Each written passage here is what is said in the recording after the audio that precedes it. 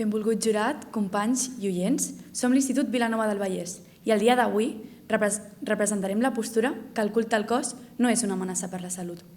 El nostre equip està format per David, Paula, Daniela i Pablo, i jo mateixa, la Maria. Seria absurd per part nostra tractar de sostenir la inexistència de casos en els que, darrere un suposat culte al cos, s'han sorgit una sèrie d'afectacions a la salut. Però podem atribuir el problema al culte al cos o més aviat a la pràctica d'aquest? Dit d'una altra manera, si veritablement el culte al cos fos el responsable d'aquestes afectacions a la salut, per què només es manifesten en alguns casos i no en la seva totalitat? Aquesta reflexió ens condueix indefectiblement a considerar que el problema no rau en el fet de cuidar el nostre cos, de curar el nostre cos, sinó en que hi ha persones que no saben establir un equilibri que els permeti fer compatible la cura del cos amb la de la salut mental. El fet que hi hagi persones que s'excedeixen amb els medicaments és problema dels medicaments o de les persones que els consumeixen? Són els medicaments una amenaça per la salut? El problema, doncs, no és cuidar del nostre cos, sinó perdre l'equilibri i no saber gestionar aquesta cura de manera saludable. De fet, el culte al cos pot ser pensat com un gran motor que promou hàbits saludables. Ara, necessito que us imagineu que esteu a punt d'escalar una gran muntanya. Al principi, els teus passos són segurs, però a mesura que comences a pujar, el camí es fa més dur, el cansament comença a passar i veus una mica ja més difícil. Però quan estàs a punt d'aturar-te i deixar de pujar la muntanya, veus un home de dalt que et saluda. Llavors, una força neix a tu mateix i et diu: mira aquell home, si ell ha pogut, jo també puc. Llavors, treus energia d'on no sabies que tenies, treus motivació per seguir endavant i per finalment arribar al cim. Doncs és així com nosaltres pensem que el culte al cos, lluny de ser pensat com una amenaça per la salut, té efectes positius quan s'entén com una motivació per seguir endavant, per seguir mantenint-se actiu i saludable. El culte al cos és aquella persona que et mira des d'allà dalt, és aquella persona que et saluda, que et dona motivació. Quan parlem de cuidar el cos, sovint tendim a pensar-hi des d'una perspectiva més física. És a dir, imaginar com seria el nostre cos més atractiu, com podríem tenir una millor estètica. Però, què passaria si veiéssim el nostre cos com un jardí? Com un temple. Un temple en el que quan el cuidem també estem cuidant la nostra ànima. El filòsof grec Aristòtil ja defensava que un cos saludable és fonamental per una ment saludable.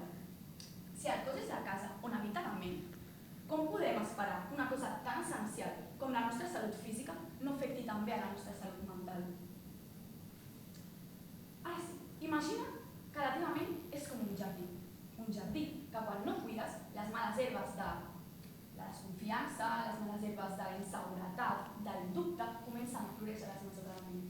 Però que quan l'alimentes, quan el regues amb moments de cura personal, exercici físic, bona alimentació, creixen les flors de l'autoconfiança i l'autèntic benestar emocional. Quan sentim bé amb el nostre cos, és com si tinguéssim les eines per transformar el nostre jardí interior. Fem créixer un espai de pau i confiança. És per això que persones que han fet de l'exercici físic una rutina diària sovint parlen del poder terapèutic de l'activitat física, no només per al fet de que fa millorar el nostre aspecte físic, sinó pel que representa per la seva estabilitat emocional. Per tant, nosaltres no estem en contra del culte al cos, sinó que estem en contra de la pràctica que es fa d'aquest. El culte al cos no ha de ser vist com una amenaça, sinó ha de ser vist com un gran motor de motivació per seguir mantenir-se actius, per seguir tenint aquesta vida més sana i equilibrada. No només per el nostre aspecte físic, per la nostra imatge, sinó també per al nostre benestar emocional. El culte al cos és molt més important del que nosaltres ens pensem. Ara, els meus companys explicaran com aquesta filosofia de culte al cos pot tenir un impacte positiu a la salut i a la nostra qualitat de vida. Aquest és el final del nostre exordi. Moltes gràcies per la seva atenció.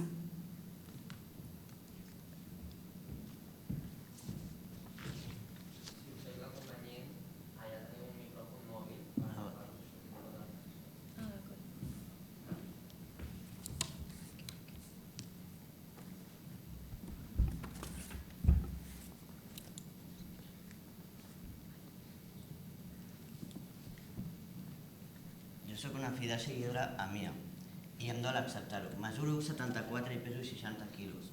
Em considero grossa. Vull comprar amfetes, però no sé on aconseguir-les. Em faig tallades als braços per baixar de pes i vomito sempre 15 minuts després d'haver menjat. Però sóc una fracassada. Estic desesperada. Què puc fer per baixar d'una vegada de pes i convertir-me en una princesa?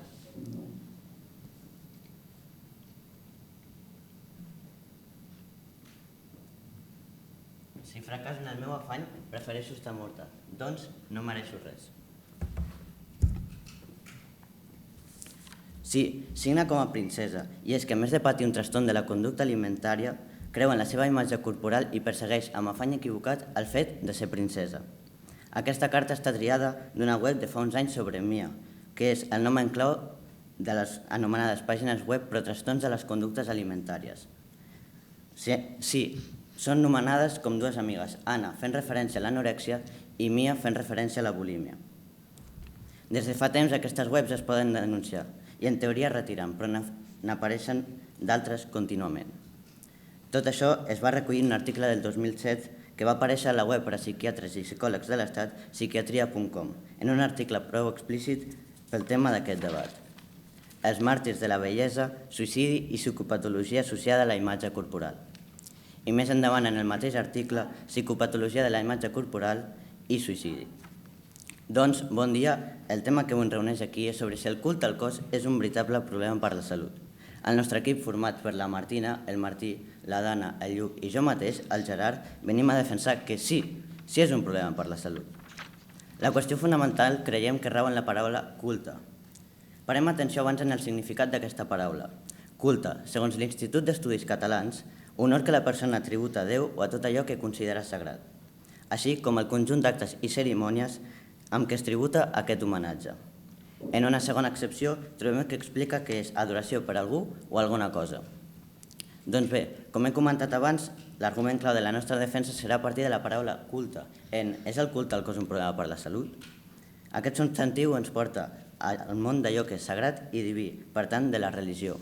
La recerca de la bona salut per aconseguir que el nostre organisme estigui lliure de malalties fuig llavors de les evidències científiques i entra en el món del misticisme i l'espiritualitat. És a dir, indueix a convertir certes rutines dedicades al nostre cos en sagrades o mítiques, en comptes de buscar rutines saludables validades per la medicina, les ciències de l'esport i l'activitat física. Per nosaltres, això és un error que perjudica la salut. Llavors, nosaltres exposarem 4 arguments per defensar que el culte al cos sí és un veritable problema per la salut. La recerca de la millora de la imatge física que es converteix en un cercle viciós. Les xarxes socials estableixen modes addictives.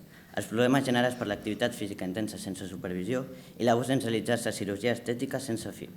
Jo em centraré en explicar els 2 primers arguments. A causa de la pressió social, la por al marginament per no tenir una imatge acceptable, millorar la imatge física es pot convertir en una obsessió, que es tradueix en un objectiu vital, pel qual es pot arribar a sacrificar tot per aconseguir-ho. Felicitats, amics, família, estudis. A més, es pot caure en un cercle viciós difícil de sortir-se'n, que pot derivar en trastorns alimentaris, com hem dit abans, bulímia i anorèxia, a més d'ansietat i depressió. Com explica l'article que hem esmentat abans, són motius evidents pels quals el culte al cos és un veritable problema per la salut. Les xarxes socials estableixen modes addictives. Les xarxes socials són aplicacions internacionals amb molt de poder, perquè tenen milions de seguidors. En conseqüència, poden marcar modes. Les xarxes socials viuen de temes de tendència, trending topics, que els hi diem, que funcionen com paraules claus o hashtags que els seus algoritmes classifiquen i destaquen en les primeres posicions quan navegues. Després tenen un exèrcit d'influenciadors que funcionen com a prescriptors de modes addictives sense coneixements, esclar, en la matèria. Avui dia, una moda en progressió és l'aspecte físic, on hi ha un camp de negoci important per publicitar productes de bellesa, gimnasos i rutines que es vulguin inventar persones disposades a obtenir grans beneficis de forma ràpida. Per acabar la meva intervenció, vull parlar sobre la paraula addicció, que hem utilitzat. El mateix Institut d'Estudis Catalans defineix addicció com estat de dependència fisiològica i psicològica a una substància o a una pràctica més enllà del control voluntari. I això és el que vol el negoci del culte al cos a les xarxes, crear dependència a unes pràctiques i el consum d'uns productes d'una altra manera no tindrien gaire mercat. Moltes gràcies. Vale, perfecte. No comenceu cap torn sense que la vostra presentació estigui posada. Vale? Un segon, ho farem aquí i vaig a buscar el cas.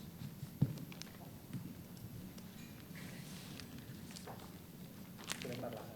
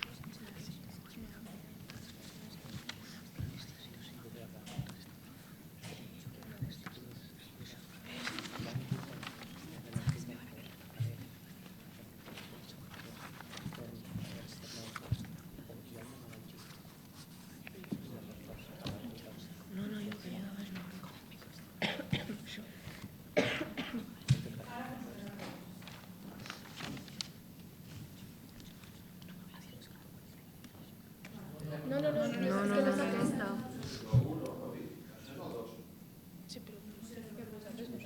Nosaltres no hem proporcionat cap pendrive. Com s'obren pestanyes i elimino el Què? Com elimino les altres pestanyes? No, perquè no és aquesta. És que no és aquesta. És que ara això no és nostre. Això és d'un altre equip que havia vingut allà. Aquesta. Aquesta presentació.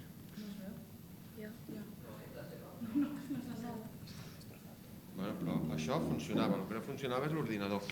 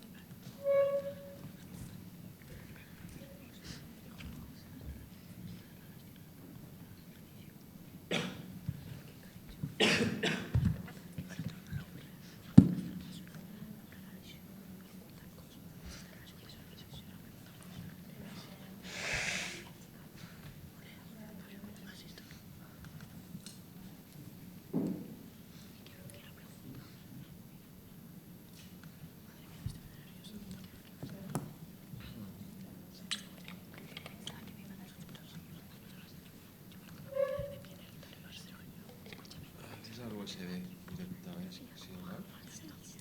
No, ara no surt. Espera.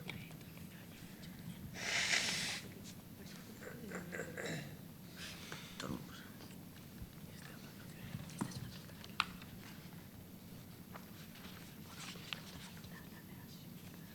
Ara sí.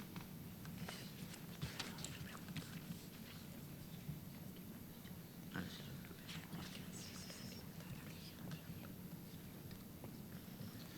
És que teniu la pantalla duplicada. Perdoneu,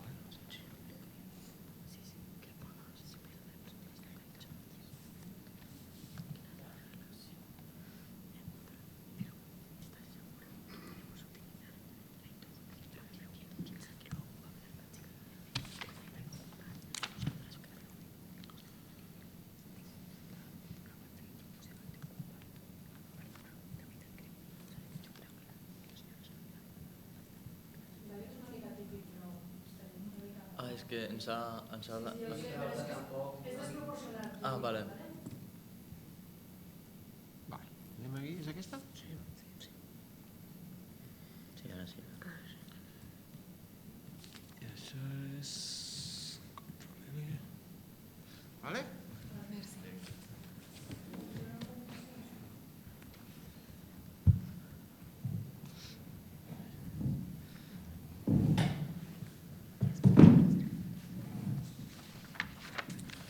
Bon dia a tots, soc en Pablo i a continuació us exposaré part dels arguments que hem preparat per defensar que el culte al cos, en el seu equilibri, no és una amenaça per la salut.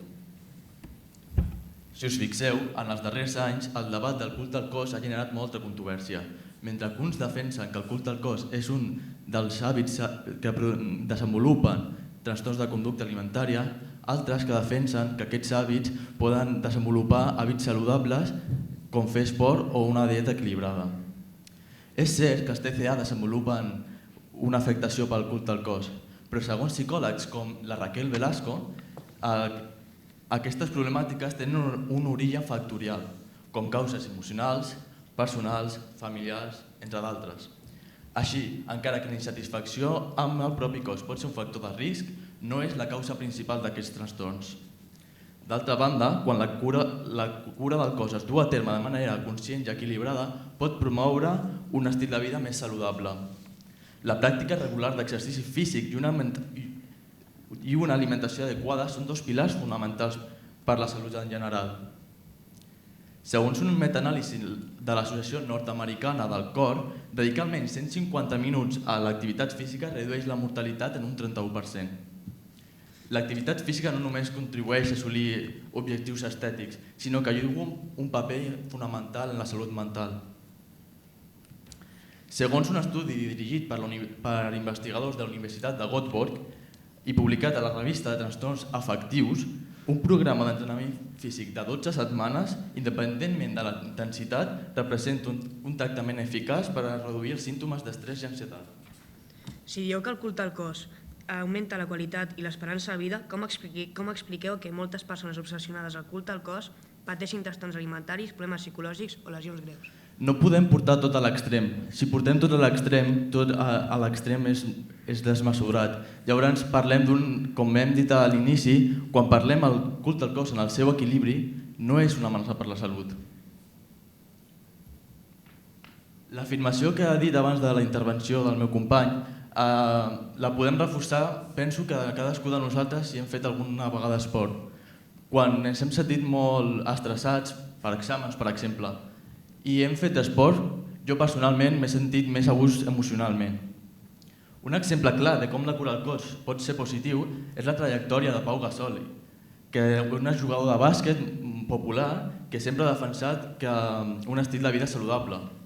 La seva fundació, la Fundació Gasol, promou hàbits saludables en infants i joves, demostrant que la preocupació pel benestar físic pot tenir un paper important per l'impacte positiu, impacte social positiu. Tot i els beneficis de tenir cura al cos, és important evitar la comparació excessiva a les xarxes socials i adoptar una perspectiva saludable.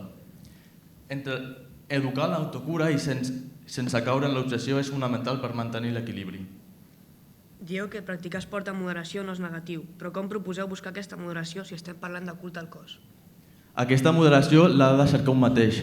Si tu no et veus capaç, no pots portar un exercici molt elevat, sinó has de determinar quin és el teu extrem. El culte al cos, lluny de ser una amenaça, pot ser una eina poderosa per millorar la salut, tant física com mental. Quan es basa en l'equilibri i la informació, fomenta hàbits positius com l'exercici, una bona alimentació i una millor salut emocional. L'objectiu ha de ser promoure una relació positiva amb el propi cos, entenent que la salut va molt més enllà d'una simple aparença física.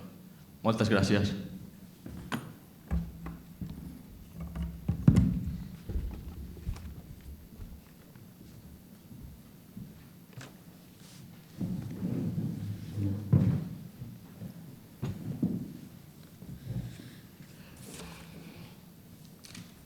Bon dia. L'equip contrari ens ha parlat de com cuidar el nostre cos a partir del culte al cos, i en això estem d'acord, però insistim en la definició de culte al cos, que determina mitificar-lo i buscant sempre com millorar-lo portant-lo a situacions extremes, on estàs buscant una millora del teu cos per establir els estàndards ideals.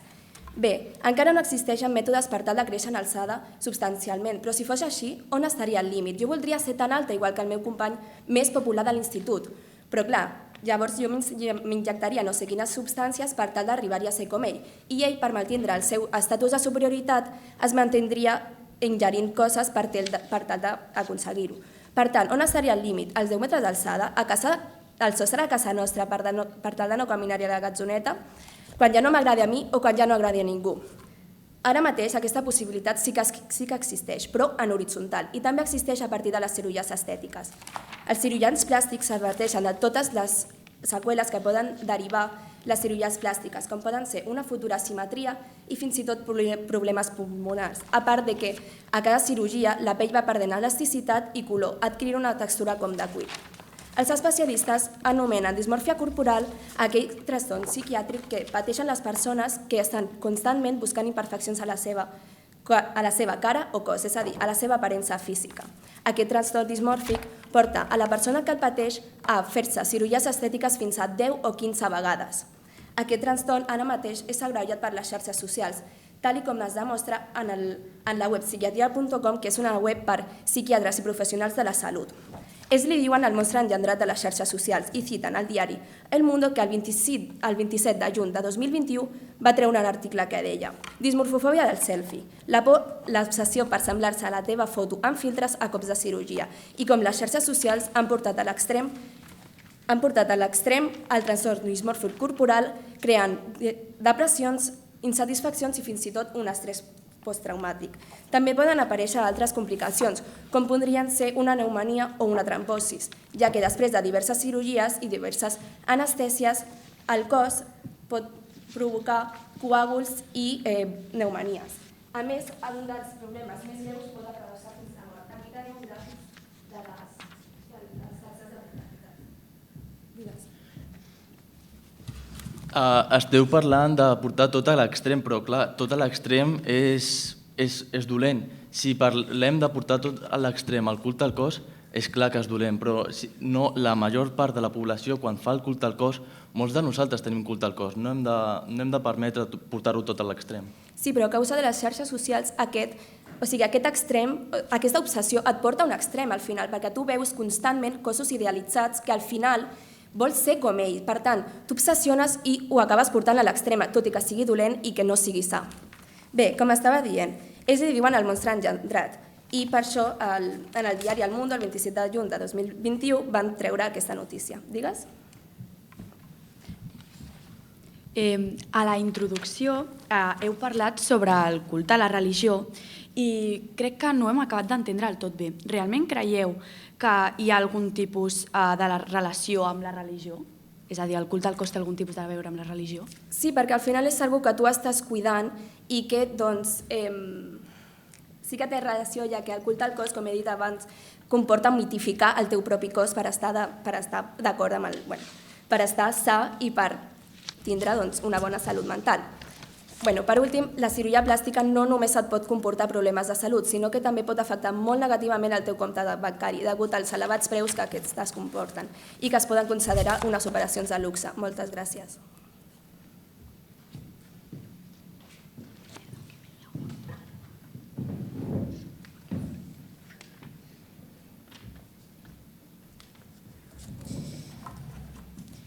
Bon dia, jurat, bon dia, companys, bon dia, oients. Jo em dic Daniela i, com bé han dit els meus companys, nosaltres us venim a presentar per què el culte al cos no és una amenaça per la salut. És innegable que, sota el pretext de cuidar el seu cos, hi ha persones que pateixen problemes de salut, però és just culpar el culte al cos? El problema és la manera en com es du a terme. Si fos la causa directa, per què no afecta a tothom? El problema no és cuidar-se, sinó fer-ho sense mantenir un equilibri. Un argument per reforçar aquesta idea el podríem trobar en la filosofia moral d'Aristòtil. Aquest filòsof defensa que la virtut entra a terme mitjà entre els extrems. Això, aplicat al culte al cos, vol dir que la salut estaria en equilibri entre negligència i l'obsessió. A partir d'aquesta idea queda clar que la moderació és essencial. Això demostra un cop més que el problema no és voler cuidar el cos, sinó portar-ho a l'extrem fins al punt de convertir-ho en una obsessió. D'altra banda, estudis recents en psicologia i psiquiatria assenyalen que trastorns com la vigorèxia o l'ortorèxia no són conseqüència directa del culte al cos, sinó de factors com la baixa autoestima, el perfeccionisme o la pressió social. Per exemple, investigadors de la Universitat de Múrcia han relacionat aquests trastorns amb necessitats psicològiques no ateses, com la cerca d'atenció o la superació de traumes com el bullying. Això coincideix amb la idea que el problema rau en com es viu el culte, no en el culte en si. Els mateixos estudis destaquen que l'ús d'esteroides o substàncies perilloses per augmentar la massa muscular és un símptoma d'una disfunció psicològica, no una causa inherent als hàbits saludables. El moviment body positive vol promoure l'acceptació del cos, però alguns el critiquen perquè podria justificar hàbits poc saludables. Irene Quintana, l'experta, defensa que el més important és trobar un equilibri entre la salut física i la salut mental, sense caure en cap extrem. En conferències i entrevistes ha explicat que el culte al cos pot convertir-se en una obsessió, sobretot per la influència de mitjans i les xarxes socials. La comparació amb els medicaments és útil per il·lustrar la diferència entre eina i abús. Com ha assenyalat Xavier Serra Besalú, la moderació és clau. Els medicaments salven vides quan s'usen correctament, però s'esdevenen perillosos quan s'usen en excés. De la mateixa manera, en la defensa del culte al cos trobaríem l'adonisme, ja que la reivindicació del que és carnal aliada a la recerca del plaer, l'allunyament del dolor i el patiment. Aleshores, no creieu que aquest punt de vista hedonista no està profunditzant a l'arrel del problema? pots repetir la pregunta, sisplau? En la defensa del culte al cos trobaríem l'adonisme, ja que la reivindicació del que és carnal va aliada a la recerca del plaer i l'allunyament del dolor i el patiment. Aleshores, no creieu que aquest punt de vista hedonista no està profunditzant en l'arrel del problema?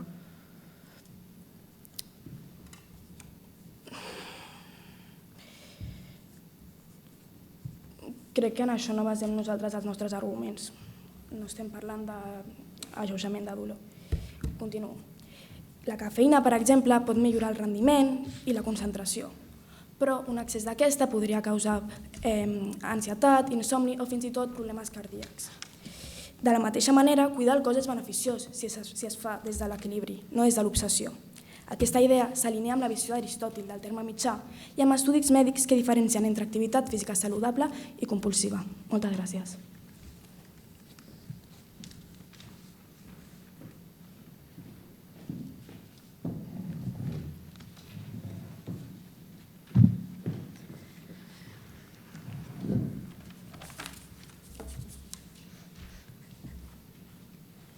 Bé, molt bon dia. L'equip contrari ha mencionat que el culte al cos és un gran motor per la vida saludable, però nosaltres creiem que més aviat és un gran motor que succeeix per una forta pressió social. Per això ens volem centrar en el tema de debatre proposat avui, si el culte al cos és un problema per la salut. Aquesta qüestió ens du a la mitificació del cos perfecte, ens fa fugir de la nostra moderació i ens provoca una exageració de rutines per modelar el nostre propi cos. Una forma de culte al cos és a través de l'activitat física, però no estem parlant d'un esport de saludable amb una simple finalitat de manteniment. Estem parlant d'un aconseguiment de fites corporals, és a dir, tindre un millor aspecte físic. Fa temps, córrer pel carrer se li deia joggling o footing, una cursa aeròbica i més aviat tranquil·la pels carrers al voltant de casa, a l'acabar la jornada laboral, amb una simple finalitat d'un manteniment físic. Ara ja no es diu pas foot, que vol dir pas a pas, és run, que vol dir córrer. Córrer i córrer. Córrer molt, grans distàncies, maratons i ultramaratons, per mar, per cims i muntanyes.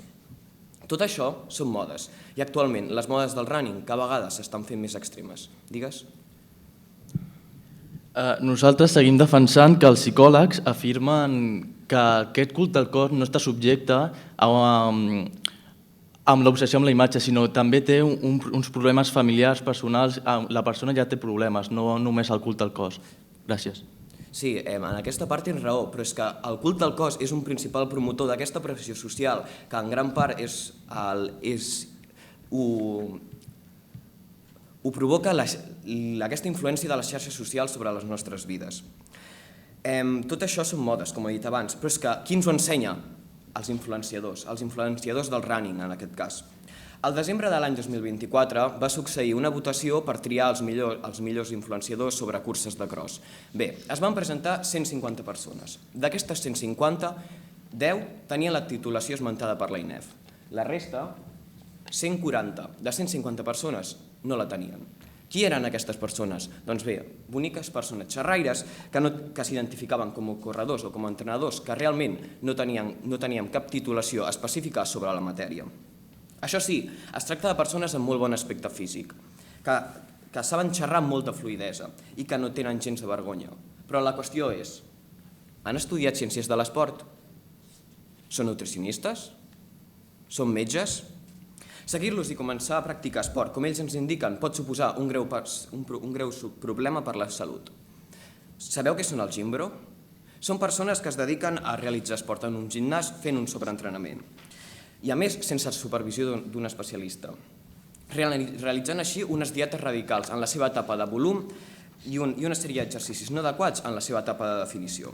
Tot això que provoca? Doncs greus problemes de salut i lesions físiques, provocats per una mala execució de la tècnica del moviment, un desconeixement de les bases de l'entrenament, que això s'estudia estudiant educació física i sabent les seves pròpies capacitats físiques. Digues? No hem estudiat ciències de l'educació física, però segons els metges, molts de nosaltres en les revisions ens fomenten fer la pràctica d'esport per un millor desenvolupament saludable. Sí, però dedicar-s'hi per anar cada dia al gimnàs i fer-se passar per un entrenador requereix una titulació. I tot això pot derivar a problemes psicològics com la vigorèxia o el complex d'Adonis. Aquest últim és un greu problema de salut mental que la persona que el pateix mai es veu suficient musculosa, sinó més aviat prima. Per això continuem defensant fermament que el culte al cos és clarament un problema per la salut. Moltíssimes gràcies.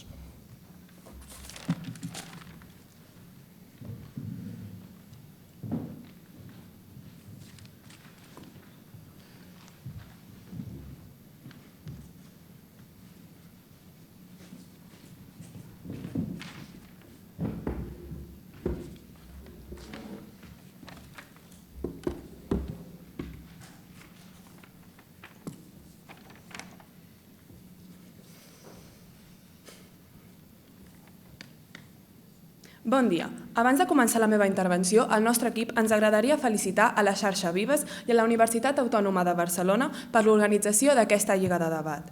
Vull començar la meva intervenció fent algun comentari sobre els arguments exposats per l'equip contrari. Han dit que el culte al cos com una motivació i un equilibri amb l'autoconfiança i el benestar personal.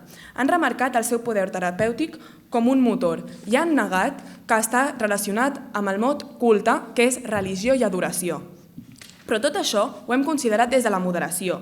En canvi, com el meu equip ha estat comentant en tot moment, l'argument clau de la nostra defensa del sí ha sigut a través del mot culte, que és adoració per algú o alguna cosa. El problema és que l'adoració entra en el terreny de les creences i s'allunya del coneixement científic. Hem de basar els nostres coneixements sobre evidències científiques que aportin llum sobre una adequada activitat física, sobre nutrició i medicina.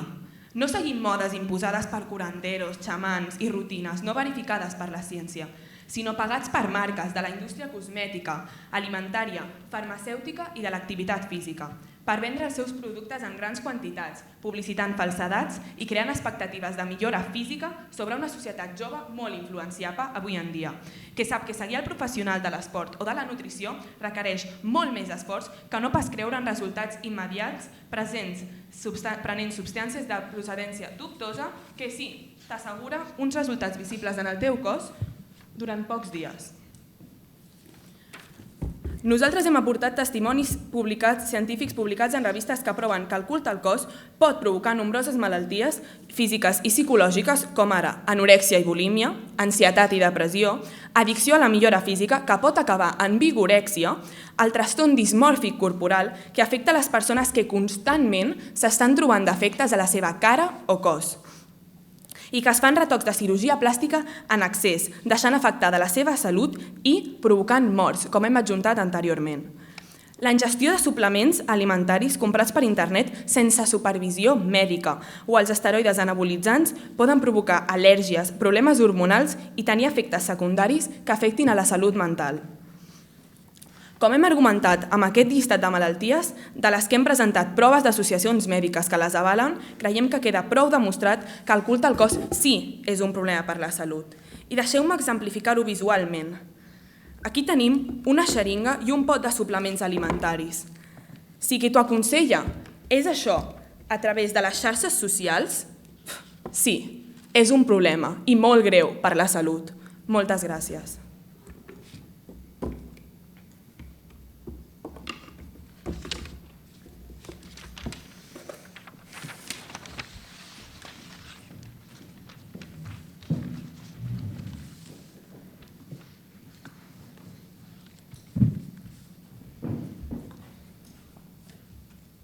Hola a tothom, jo sóc el David i seguidament us explicaré la nostra conclusió que hem extret del debat. abans de res, vull tornar a repetir que nosaltres considerem que no, que el culte al cos no és una amenaça per la salut, ja que defensem el tema en contra. Com hem vist al llarg del debat, seria ridícul negar l'existència d'alguns casos en què el culte al cos, l'obsessió aquesta pel teu cos ha portat a problemes de salut. Però la pregunta clau és realment el culte al cos el problema o és la manera en com algunes persones el viuen? Si fos inherentment perjudicial, afectaria a tothom per igual i tots sabem que això no passa. Hem argumentat que el veritable problema no és cuidar el nostre cos, sinó és perdre l'equilibri en com fer-ho. De fet, hem posat un exemple sobre una muntanya en què el culte al cos pot ser un gran motor per mantenir una vida saludable i activa. És aquella inspiració que ens empeny a superar-nos i a cuidar-nos millor. Heu parlat de temes de TCA i també heu parlat d'un tema molt concret dels gimbros. Voldria d'alguna manera relacionar-lo. Algú que veu un gimbro, per exemple, com heu parlat també a les xarxes socials, i creu que pot arribar a aquest cos, aquesta realitat absurda molts cops, el problema realment és que està aplicant el culte al cos o el problema és anterior? O sigui, m'explico. El culte al cos és la raó o és la conseqüència pel qual apareix aquí un problema? Tornant als temes també de les malalties, temes com la vigorèxia o l'ortodèxia. Torno a dir, no és un problema el culte al cos, sinó que el problema són altres factors psicològics molt més profuns, com poden ser també la baixa autoestima o la pressió social. Però, torno a dir, aquestes són excepcions d'altres factors psicològics.